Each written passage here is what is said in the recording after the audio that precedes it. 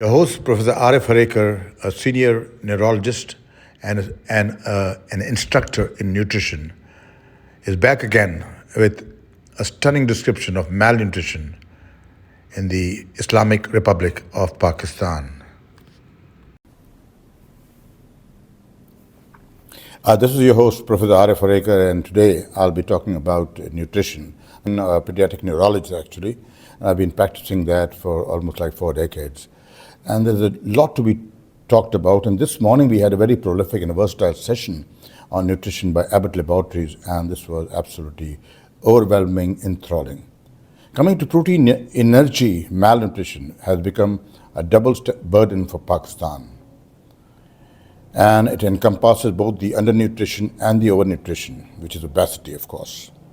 Now, approximately 40% of children under 5 years of age, with around 17% suffering from wasting, while 9% are obese or overweight. It's very important. And so what are the common nutritional deficiencies that Pakistan faces? Some of the common nutritional deficiencies in Pakistan are iron deficiency, calcium deficiency, zinc, and vitamin A and D deficiency.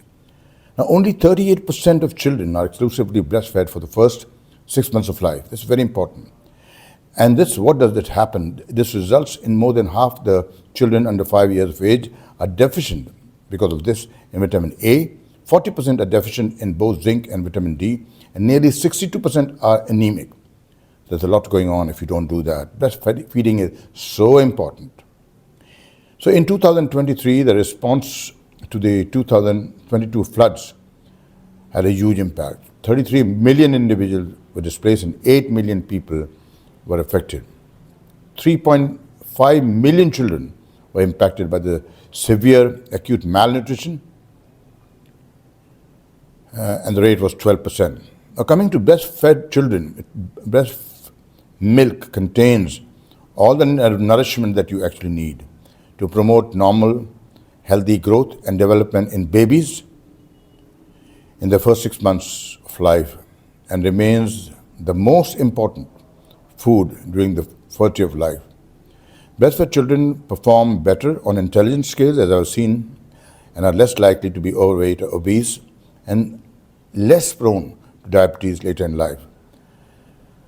So we have been talking about the replacements and these supplements, and they are very, very good actually.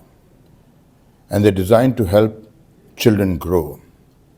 And nutritionally, complex amino acid based formulas are very important, and they're designed specifically for infants and children who cannot tolerate intact or hydrolyzed protein. As already well known, these mother's milk contains about 87 to 88% water, so you don't need to give water to the child, and you can feed the child or the infant as much as he wants. 124 grams per liter solid components and macronutrients include 7% carbohydrates, 1% protein, and 3.8% fat. The composition may vary depending on the environmental factors, including maternal diet.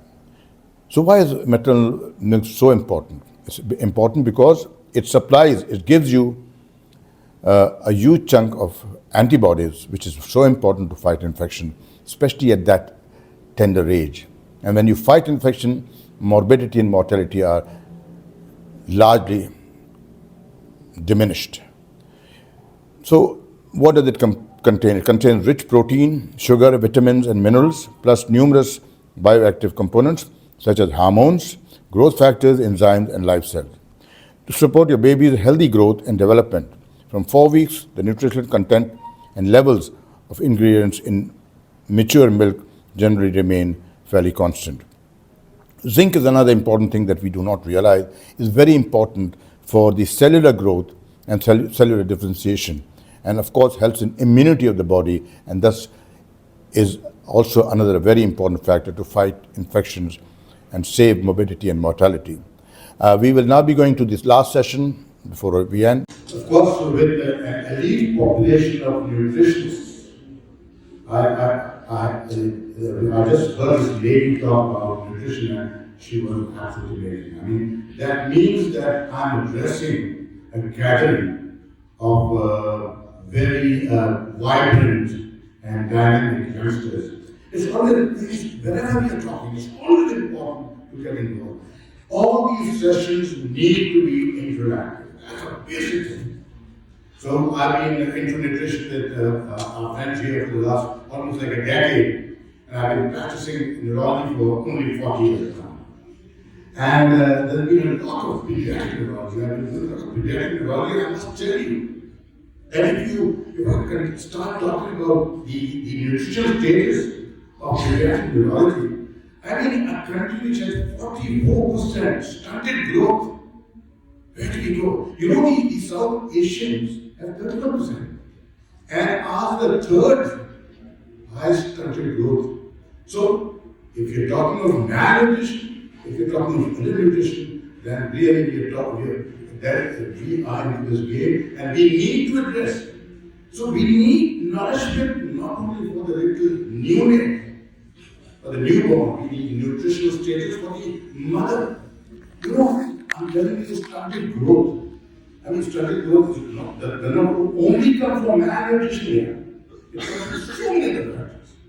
So, having practiced pediatric neurology for 40 years, I see a lot of things happening, and I must tell you, I mean, these sessions are so important. They are paramount important. Why? Because we only talk about medications. We don't even pay heed to the nutritional state of the individual. Nutrition is way more important than subjecting patients to loads of medications. I mean, I really don't have to go into that. We have time constraint. I could have gone on and on talking about stunted growth, malnutrition, and undernutrition, capacity, whatnot. But this session was absolutely amazing. Some very talented females. Congratulations, you really have the need for it, and I hope we have more such sessions. Thank you so much. And hope you have enjoyed this video. If you have, do subscribe to our channel, stay connected, leave a little note, and press the like icon. Thank you.